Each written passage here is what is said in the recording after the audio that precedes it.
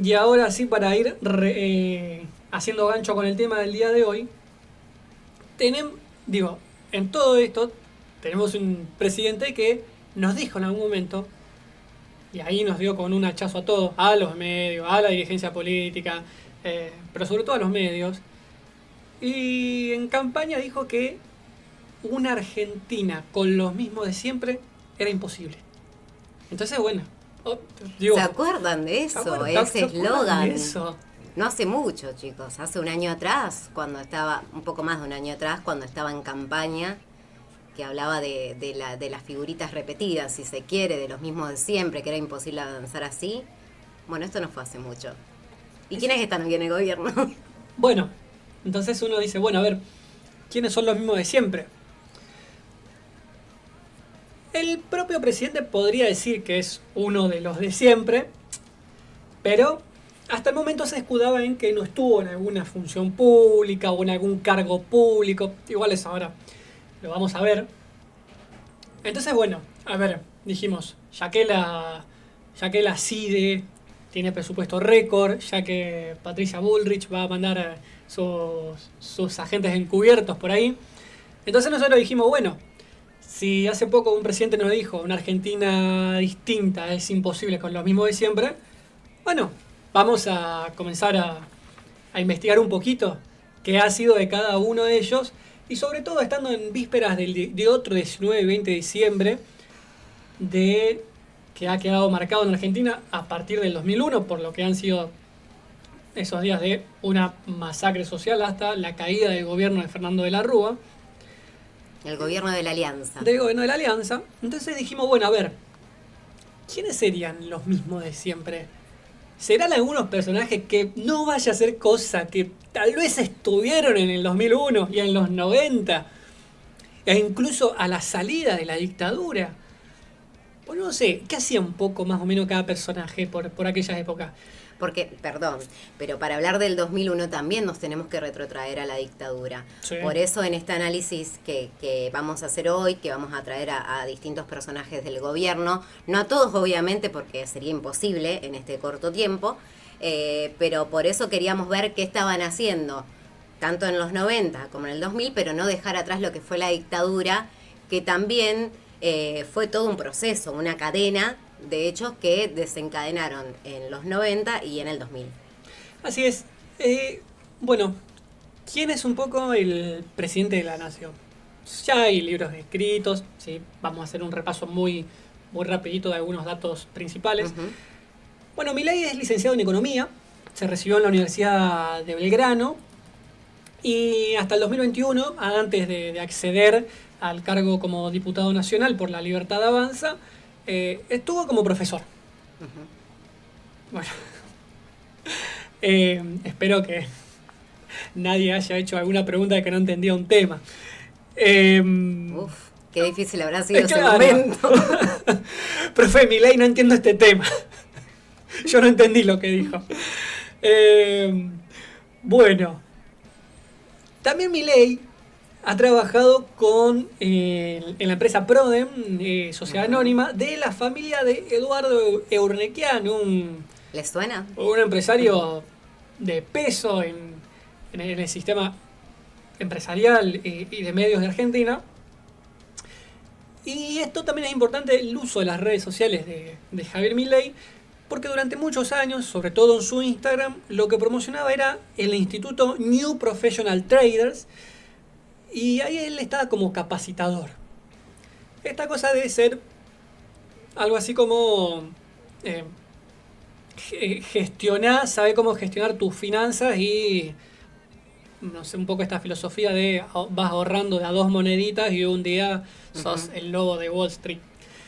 Bueno, un poco esta cuestión, es un poco ese mundo también en el cual se mueve Ramiro Marra, el de los brokers, ¿no? El que van viendo cotizaciones, financiaciones, distintos movimientos de capitales. A ver, es básicamente la entrada o la mano, el nexo a lo que son un mercado de la financiarización de la economía, ¿no? En un modelo político-económico, la especulación financiera. Básicamente. Milei con Enoquian trabajó varios años en el grupo, en la corporación América, y ahí entró en el 2008 y cuando asume como diputado se va en el 2021. Pero antes estuvo dando sus apoyos económicos, su formación económica en la AFJP Máxima. Si ustedes recuerdan, hemos hecho un programa en su momento de qué han sido las AFJP, y Máxima era una gran AFJP que tenía un conglomerado de distintos grupos económicos y también tenía la tutela, la supervisión de Domingo Cavallo, por ejemplo. Y otro personaje que vuelve y vuelve y vuelve a aparecer. Otro personaje. Pero no solo, digo, entonces, ¿a dónde estaba Milei por los años 90, 2000? Bueno, trabajando para los grupos económicos que básicamente se choreaban tu pensión y tu jubilación. Bueno, ahí brindaba asesoramiento económico Javier Milei. Pero también, como para ir dibujando un poco el espectro, esto se supo sobre todo a partir de que tiene allá por el año 2020-21, tiene un cruce en redes sociales con el diputado Leandro Santoro. Santoro después dijo que bueno, que él al dato ya se lo habían pasado y por una cuestión de ética, si querés, no quería revelarlo hasta que Milei comenzó a insultarlo. Y era un dato que estaba bastante, si bien era a Vox Populi en la dirigencia política, por lo menos para el público era bastante oculto hasta el momento. Y tiene que ver con que a mediados de los 90 Milei fue asesor de Antonio Bussi. ¿Les suena este nombre? Algunos no lo conocerán, otros sí. Bussi, que entre el 95 y el 99 fue gobernador de Tucumán, pero esto es escandaloso. Digo, Noelia decía, capaz que suena, o capaz que, digo, ya hay... Capaz que para los más jóvenes no suena este nombre. Capaz que no saben quién es también. Por eso digo, habrá gente, por supuesto, hay mucha gente que lo conoce y que sabe lo que significó la figura de Bussi, pero para los más jóvenes que no vivieron esa época y que no están involucrados, es un nombre que quizás pasa de largo, por eso nos parece importante detenernos. Antonio Bussi fue un represor condenado por delitos de lesa humanidad. Se comprobó en distintos juicios y en muchos testimonios que su rol, lejos de querer, no siempre está esta cuestión de quienes se escudan y dicen, bueno, lo que se ampararon en la filosofía y en la reglamentación de la obediencia debida. Bueno, a ver, Bussi, lejos de tener un rol secundario, tuvo un rol principal, fue un represor, tuvo un papel de genocida durante la última dictadura militar. Y para hacer antes de ir un poco con lo que ha sido la historia de Bussi, podemos ir con la primera imagen, señor operador, que porque queremos mostrar... decíamos que en su momento Javier Milei discutió con el diputado Leandro Santoro. Bueno, en esta discusión que se daba mucho, sobre todo en las redes en pandemia, cuando estaba esta cuestión de las acusaciones, ¿no? De, bueno, vos laburás para el Estado, vos sos una rata, una casta, ¿no? Ya empezaba un poco a dibujar su discurso. Y para ese momento, el diputado Santoro, en las redes, pero también en los distintos medios, lo que dice es, Javier Milei en los 90 trabajó asesorando a Bussi. Exacto. Bueno, a ver, quienes están viendo el vivo, vamos a mostrar el Twitter unos segundos como para hacer memoria, ¿no? Que no quede en esta, sobre todo tenemos un presidente que tuitea 10.000 cosas por minuto, así que por lo menos fuimos a rescatar este Twitter. Bueno, lo que le responde Javier Milei en ese momento, año 2021, a Santoro es, por otra parte, leo textual el Twitter de Milei de ese año. Si opinás que trabajar en el Estado está bien, parece un poco improcedente criticar a alguien que lo hizo, en especial si esa persona fue elegida por la voluntad del pueblo, dice Milei en referencia a Bussi. Ujú. Y le pregunta a Santoro, ¿acaso se te pasa que Bussi llegó a las bancas por votación? ¿Renegás de la democracia? Bueno, luego termina diciendo Milei que hizo un asesoramiento porque había cuestiones en la provincia de Tucumán que había que resolver. Se le pasa un pequeño Detalle. un pequeño detalle a Milei, que es que el mismo Congreso luego le impide retomar la banca cuando sobre Bussi comienzan a caer los juicios, Ujú. se comienzan a comprobar distintos hechos y efectivamente es condenado. Pero digo, Antonio Bussi fue responsable de miles de desapariciones en 30 centros clandestinos de la provincia de Tucumán. Antes de ser gobernador, fue interventor Ujú. entre el 76 y el 78. Digo, quienes iban a interrumpir las acciones institucionales democráticas. Y a partir de tener un rol genocida, a la salida de la dictadura, continúa como si nada desarrollando una carrera política. Condenado por múltiples violaciones a derechos humanos, acusado de distintas violaciones, torturas y robo de personas. Hay, traje textual un fragmento del escritor Tomás Eloy Martínez de página 12 que graficando la figura de Bussi, lo que dice Tomás Eloy Martínez es que Bussi como dictador de Tucumán no se privó de nada, ordenó ejecuciones y ejecutó con sus propias manos, planificó torturas y torturó con sus manos. Ujú. También corrió a los mendigos y tuyó de las calles de la provincia y los exilió en un desierto de Catamarca. Y al respecto de cuál era el rol de Bussi, uno de los testimonios claves ha sido el del ex conscripto Domingo Antonio Jerez, que lo que revelaba era cuál era el accionar, ¿no? que tenía Bussi. Y lo que dice es que siempre se andaba dando vueltas, supervisando todo. Digo, no es que daba una orden y se iba por ahí y luego podía poner la excusa de, bueno, yo no vi lo que se hacía en campo. No. Iba porque él quería estar, quería llevar a cabo las distintas torturas y ejecuciones. Un último fragmento, ¿no? Como para cerrar esta parte.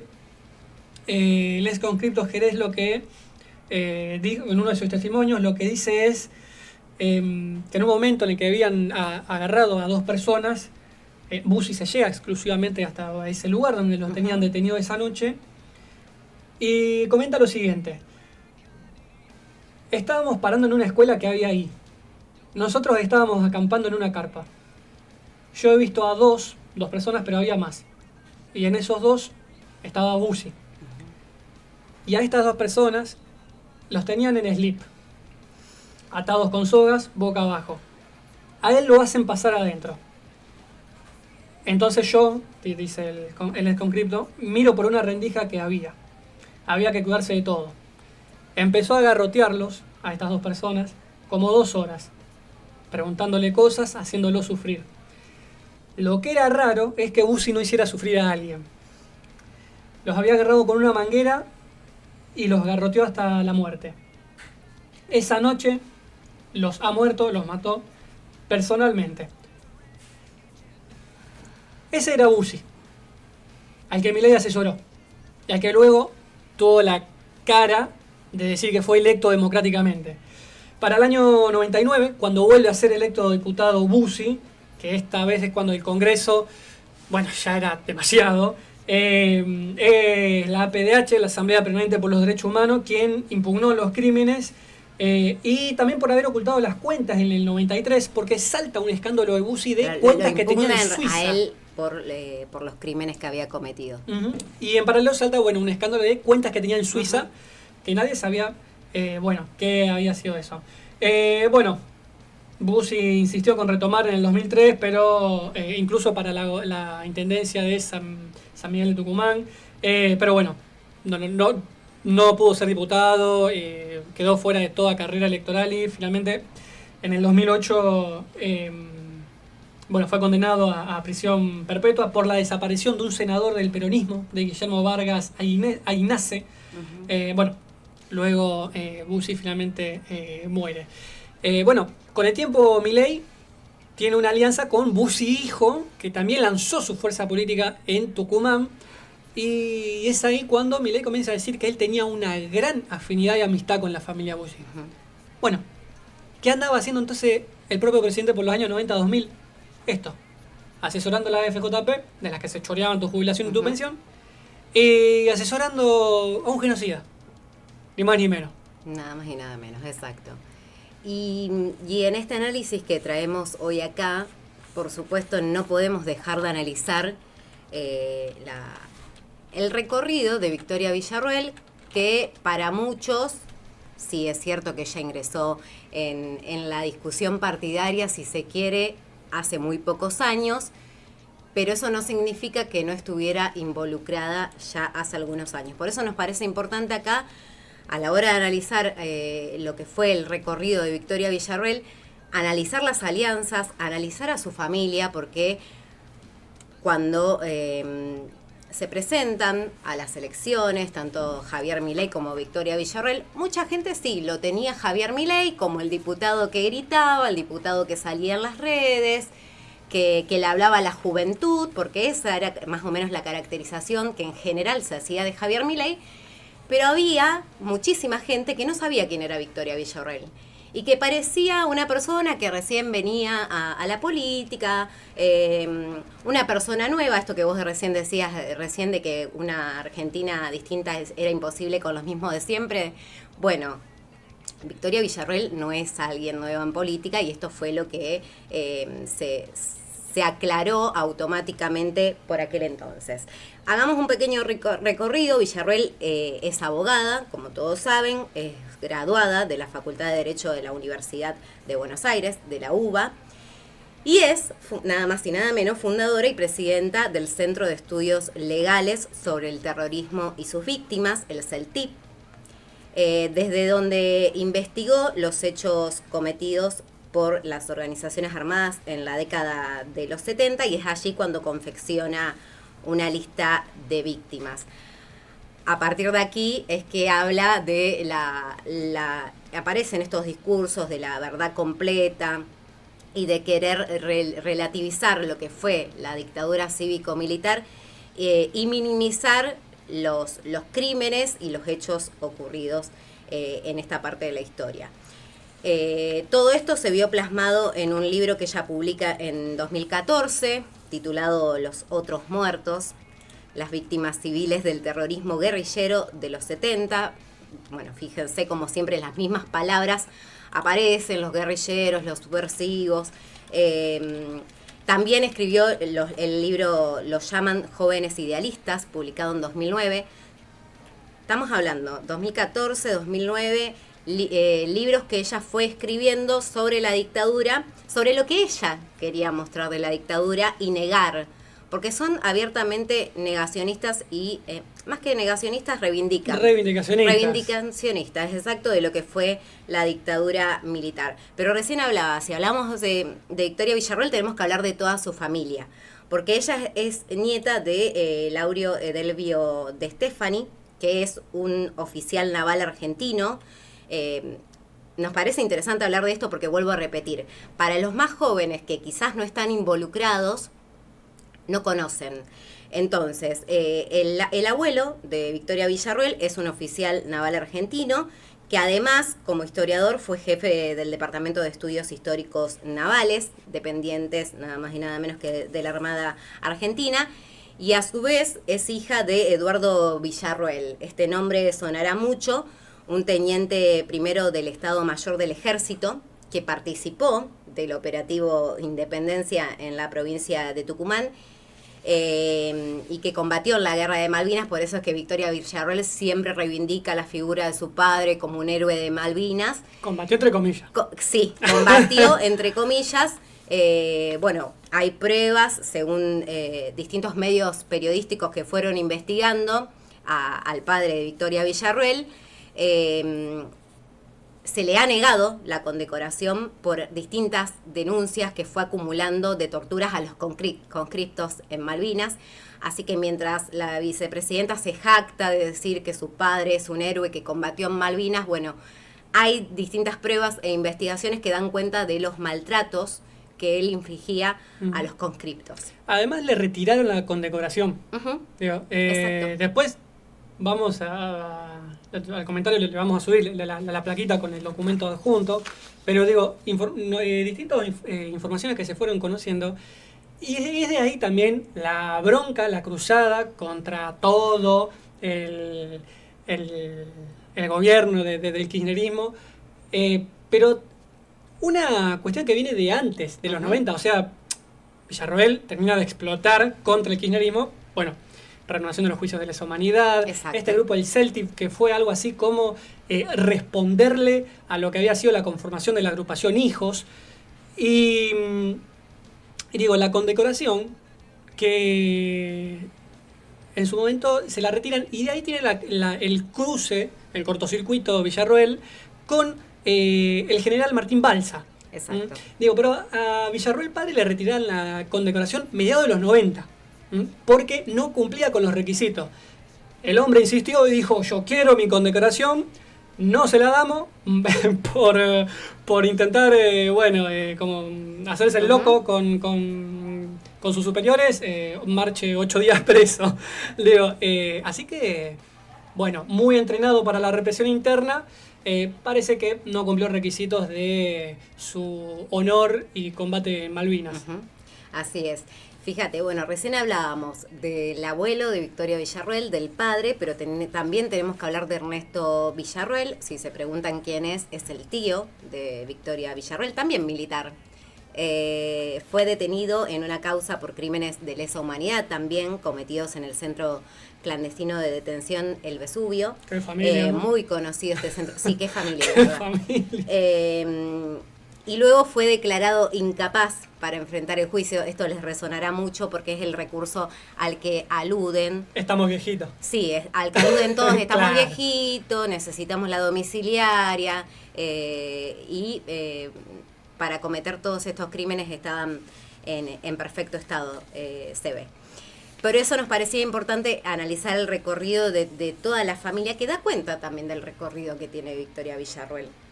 Recordemos que en su juventud formó parte de la Asociación Unidad Argentina, que es una agrupación creada por un grupo de militares en la década de 1990, que precisamente el objetivo que perseguían era impugnar la política de reconciliación en ese entonces del gobierno Carlos Saúl Menem. Y cuando Néstor Kirchner, como recién relatabas, Lau, accedió a la presidencia en el 2003, y es cuando se reabren los juicios que durante mucho tiempo con las leyes de impunidad durante el gobierno de Menem estuvieron frenados. La militancia de Victoria Villarroel se enfocó en los militares que consideraba injustamente detenidos, y también por esos años es cuando ella empieza a visitar nada más y nada menos que a Jorge Rafael Videla en la cárcel, que cuando se les pide explicaciones ahora, una vez que ella se presenta a la presidencia, dice que las reuniones que tuvo con Videla fueron solamente para testimoniales, para escribir el libro que ella estaba escribiendo. Pero bueno, hay sobradas pruebas de esas reuniones, que incluso ella organizaba visitas para que distintas personas fueran a charlar con Videla. Y también estaba entre los contactos de confianza de Checolás. Así que Bueno, nada casual,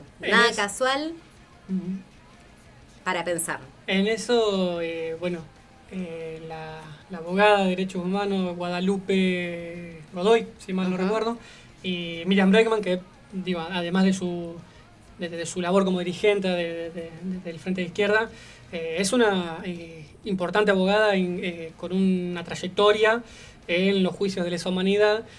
Y era también, Miriam Bregman quien estaba en lo que esperando a que inicie el testimonio de Jorge Julio López en la segunda desaparición, cuando Jorge Julio López nunca llegó. Bueno, Bregman, como la otra abogada de derechos humanos, Guadalupe Godoy, lo que señalan es que, bueno, un momento muy traumático, la misma Bregman dice que la marcó mucho eso, y esto que decías, Noé, Villarroel, una persona que aparecía entre los contactos de Checolás. De hecho, el mismo Checolás dejó en distintos escritos y cosas que fuimos conociendo con el tiempo, que para distintos asuntos u asesoramientos se comunican con Victoria Villarroel. Bueno. Exacto. Por eso decíamos que más allá de que Victoria Villarroel se involucre en la política partidaria a partir del 2021, no podemos obviar toda esta militancia y todo este pasado que hace, por supuesto, tanto el de ella como el de su familia, al perfil que estamos viendo hoy. Por eso cuando al inicio de la campaña muchas personas decían, no, pero Victoria Villarroel recién se involucra en la política. Bueno, no es una persona ajena, no es una persona que no sepa dónde se mete, y es un personaje muy oscuro, precisamente, que fue eso lo que se marcó desde un inicio, que estuvo involucrada con genocidas. Bueno, estamos un poco cortitos de tiempo, pero queremos analizar 3 perfiles más. Y bueno, la idea es esa, es hablar de este eslogan que tenían, de que una Argentina diferente no es posible con los mismos de siempre, y siguen estando los mismos de siempre. Sin duda. Bueno, están tanto los mismos de siempre, y hay gente que no se involucró el día de ayer en la política, que ¿quién está de nuevo en un gobierno? Patricia Bullrich, no podía faltar. Mirá que ha estado en todos los gobiernos. Bueno, mediados de los 90, 93 más específicamente, Bullrich es electa como diputada por la capital federal en la lista que encabezó Herman González, secundado por Miguel Ángel Toma. Así que en mediados de los 90, Bullrich va con el PJ. Y es ahí cuando quienes siguieron más de cerca la biografía de Bullrich dicen, bueno, mediados de los 90, como una parte del peronismo, comienza a mutar y a adherir a ese consenso neoliberal. Y bueno, algunos dicen, ahí Bullrich pasó de la antigua guerrillera setentista a ser, bueno, una diputada que adhería fervientemente y defendía este sistema neoliberal. ¿Qué dice Bullrich en un momento? Sentí que había olor a coima, entonces me fui y no volví nunca más. Bueno, no fue tan así. Para el 99 pasa a formar parte de la Alianza. Creo que más o menos suena un poco a ese gobierno. Y en el gobierno de la Rúa comienza siendo secretaria de Política Criminal y de Asuntos Penitenciarios del Ministerio de Justicia. Y en el 2001 se desempeñó como ministra de Trabajo y Desarrollo Social solo un mes. Es decir, Bullrich se va antes del estallido del 19 y 20 de diciembre, pero fue un mes en el cual le alcanzó para hacer de todo. De todo. Entonces, ¿qué andaba haciendo a mediados de los 90? Bueno, fue al PJ, se fue, volvió con la Alianza, siempre intentando quedar bien parada en la imagen pública. Bullrich también formó parte de esta gesta de lo que se conoció como la Ley Banelco, ¿no? Esta dirigencia política que sobornada votó una flexibilización laboral que hizo pelota cualquier convenio de trabajo. Bueno, y en el 99, ya debacle del menemismo, Bullrich cae en la Alianza, en estos cargos que mencionábamos, y llega ahí a través de Antonito de la Rúa, el de la Rúa Jr., y de, atención a este nombre porque no es muy conocido, Fernando Santibáñez. ¿Quién es Fernando Santibáñez? Fue un gran banquero con muchos contactos y que fue ni más ni menos el primer secretario de la CIDE en Argentina. Por ahí andaba merodeando Bullrich. Nada es casual. Previo a llegar a un cargo. Bueno, para el año 2000, ex secretario de la CIDE está inmerso en este escándalo de corrupción y el pago de 5 millones de pesos en soborno a distintos senadores para que se apruebe la ley Banelco. Bullrich ahí dice, apa, de acá ya me tengo que ir yendo. Entonces, bueno, comienza a hacer un poquito su propio camino dentro de la alianza. Bueno, va recalando y cuando se da lo de la corrupción del Senado, Bullrich se encarga de hacer este trabajo sucio, ¿no? Que es darle para adelante con la ley Banelco. Y con la firma de Bullrich, atención al numerito, se desguazaron 400 convenios colectivos de trabajo. Se rebajaron asignaciones familiares. Bueno, y hubo una clara política de persecución al sindicalismo. En todo ese corto tiempito le alcanzó para hacer todo esto. Y el 23 de julio del 2001, cuando a Cavallo se lo nombra con distintos decretos un ministro todo superpoderoso, es cuando Bullrich mete el famoso gancho para decir el recorte al 13% de los jubilados que tanto nos duele, pero era necesario. ¿Qué dijimos? Vamos a poner una regla fuerte, déficit cero. Vivimos con lo que recaudamos. Esta regla implica hoy un esfuerzo y un sacrificio al 30% de los jubilados. ¿Pero era necesario recortarle a los jubilados? Pues es una medida súper extrema. Terrible. Bueno, se va poco antes de que estalle todo. Luego la tenemos como flamante ministra de Seguridad en el gobierno de Mauricio Macri, luego de hacer sus distintos caminitos en el PRO en la ciudad de Buenos Aires. Así es. Y otra de las figuras que tenemos que analizar, bueno, recién hablábamos de que Bullrich ha estado en distintos momentos de la política argentina.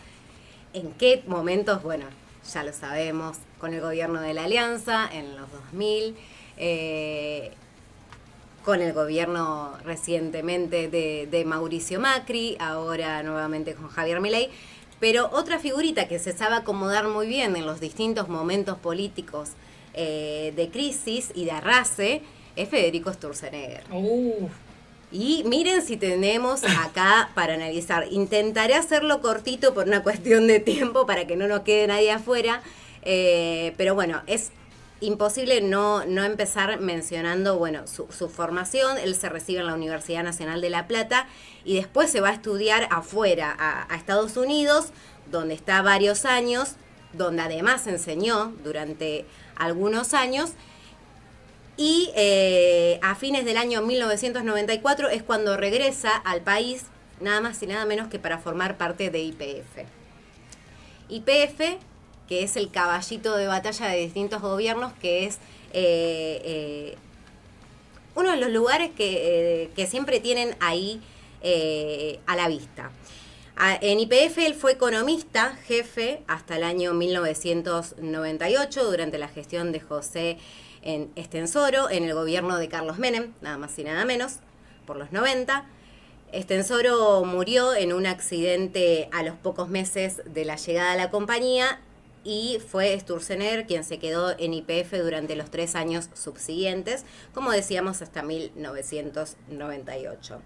Desde ese entonces y hasta el año 2005 dirigió la Escuela de Negocios de la Universidad de Itela y en el medio, durante el 2001, por eso decimos son las figuritas que siempre se saben acomodar, puso una pausa, nada más y nada menos que para desempeñarse como secretario de Política Económica del gobierno de la Alianza.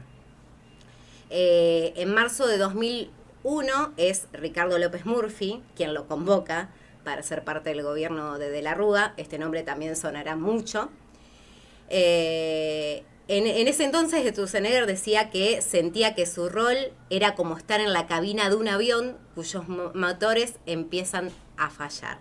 Recordemos que por aquel entonces López Murphy renuncia a los 15 días de asumir, pero sin embargo Sturzenegger se queda, porque para él todavía quedaba mucho más en ese gobierno y mucho daño por hacer. Es a principios de agosto del año 2001 cuando el Riesgo País retomó su camino alcista. Recordemos que es el indicador que mide las chances de cesación de pagos. Y lo que decía el diario Ámbito Financiero por aquel entonces, el 8 de mayo de 2001, traemos aquí una transcripción, tener 975 puntos de riesgo país como hoy, igual no cambia demasiado las expectativas de una reactivación rápida, aún lejos, es lo que declaraba Ámbito Financiero aquel 8 de mayo. Bueno, Federico Sturzenegger, como decimos, una figurita que se supo acomodar, que formó parte del megacanje y blindaje del FMI con Domingo Cavallo, que recién también lo mencionábamos, y de la Rúa, precisamente en el marco de lo que fue el blindaje del FMI, donde el organismo lo que exigía era una serie de condiciones precisamente de ajuste a cambio de la entrega de un crédito de 40.000 millones de dólares, que recordemos que esa fue la primera toma de deuda, bueno, no fue la primera, de los años recientes, digamos, claro, de lo más contemporáneo. Luego de ahí se vuelve a tomar una deuda en el gobierno de Macri con las mismas figuras. Y no nos olvidemos lo que fue salir de esa deuda. Que el gobierno de Néstor Kirchner y de Cristina Kirchner, que muchos critican, fueron quienes se pusieron al hombro precisamente poder pagar esta deuda que parecía impagable. Y luego de eso volvimos a tomar un crédito con el FMI. Por eso digo, las mismas figuritas de siempre. ¿Y quiénes sufrieron, por supuesto, las consecuencias de ese préstamo con el FMI? Bueno, los trabajadores. Los trabajadores públicos sufrieron un recorte del 13% en sus salarios. La medida fue anunciada por el propio Sturzenegger y estuvo acompañada, por supuesto, por un ataque también hacia los jubilados, que como recién mencionábamos, quien lo instrumentó fue Patricia Bullrich, otra figurita repetida. No lo quiero hacer muy extenso, sé que nos van a quedar muchas cosas afuera, pero porque no vamos a llegar si no, pero sí me parece importante hacer hincapié en la denuncia, porque esto no tuvo mucho alcance mediático. Al parecer hay intereses que lo tapan, pero hace un mes Camila Lomonaco, que se preguntarán quién es, bueno, ella fue secretaria privada de Federico Sturzenegger, realizó una denuncia pública por abusos sexuales, laborales y psicológicos que habría sufrido a manos de Sturzenegger. A través de su cuenta de X, Lomonaco lo que relató de manera detallada fue la situación de violencia de la que fue víctima. Lo que ella asegura es que Sturzenegger le había enviado a 3 gerentes del Banco Ciudad para que la violaran, mientras él supervisaba todo a través de las cámaras de seguridad. Él veía toda la situación. No es un caso aislado, porque para quienes no sepan, en enero de 2024, Lomonaco ya había expuesto que sufrió amenazas de muerte y un ataque con una bomba casera en su domicilio. Y en ese entonces, ella responsabilizó a Sturzenegger, al expresidente Mauricio Macri y al actual presidente Javier Milei por lo ocurrido. Lo que habría dicho en ese momento es: si me pasa algo, responsabilizo a Federico Sturzenegger, a Mauricio Macri y a Javier Milei. Y a lo largo de su mensaje, Camila Lomonaco también aprovechó para hacer una crítica al sector libertario, al que acusó de ser parte de lo que ellos mismos llaman la casta política. Pero esto no me parece un hecho aislado y de hecho se mantuvo silenciado, completamente silenciado. Fueron pocos, casi nulos, los medios que sacaron esta denuncia. Quizás muchos medios digitales sí la han compartido, pero los grandes medios, por supuesto, no hablaron de esto. No es un hecho aislado, son varias las denuncias que hizo y es un hecho gravísimo. Sí. Por eso, si analizamos la figura de Federico Sturzenegger, también tenemos que hablar de esta situación. Bueno, Federico Sturzenegger, que nos dio la tranquilidad de decir: yo vengo de 2 gobiernos que fracasaron, de la Rúa y de Mauricio Macri, así que bueno. Este va a ser distinto. Vamos bien con la gente que no estuvo nunca y que no son los mismos de siempre, para nada. Pero bueno, casi como si fueran amores no correspondidos que simplemente necesitaban un frente en el cual unirse. Si tenemos que hablar de deuda y de economía, no podemos pasar por alto a nuestro flamante ministro Luis Toto Caputo. El Toto. El Messi de las finanzas. El Messi de las finanzas. Un Caputo que, hermano de Nicolás Nicky Caputo, de una gran relación con Mauricio Macri, al punto que en su momento Caputo Toto llegó a ser vicepresidente del PRO, licenciado en Economía, el hombre, por la Universidad de Buenos Aires, donde también fue profesor de finanzas. ¿Qué hacía Caputo por los 90 y los 2000? Como para resumirlo sin entrar en el detalle de los años. De los 90 hasta el 2008, Caputo trabajó en el JP Morgan Chase y también en el Deutsche Bank. El Deutsche Bank, que formó parte de una AFJP, y también fue director de Edenor. En esta carrera que tienen todos esos nombres, ¿no? De trading, de rubber, esos conceptos que uno dice, ¿de qué carajo labura Caputo? Caputo básicamente lo que hizo fue asesorar a todos estos fondos a ver cómo sus distintos bonos, sus distintas acciones cotizaban de la mejor manera a costa de qué ocurría en la economía argentina. Porque después también está el relato de decir, era un tipo efectivo del sector privado, no le jodió la vida a nadie. La verdad que sí, se la jodió y bastante sin necesidad de ser ministro de Economía. Hasta el 2008 estuvo en el Deutsche Bank.